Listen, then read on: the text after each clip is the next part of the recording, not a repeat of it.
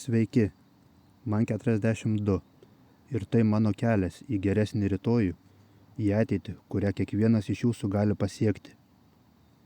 Šitą taką atsikasiau tam, kad galėčiau siekti tikslų, sportuoti ir būti stipriu, motyvuotu, disciplinuotu, pasitikinčiu savimi. Tai yra mano pabėgimo nuo rutinos vieta. Stadionas, kuris man pažįstamas jau seniai, dar nuo mokyklos laikų.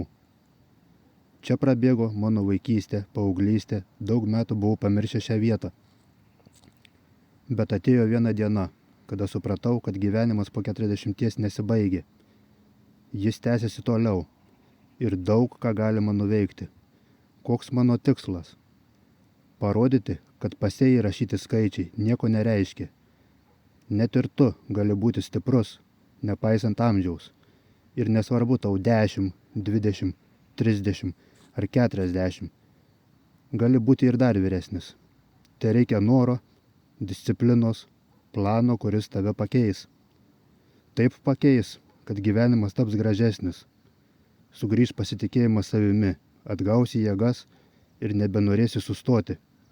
O visi aplink bus labai nustebę, kaip tu pasikeitei.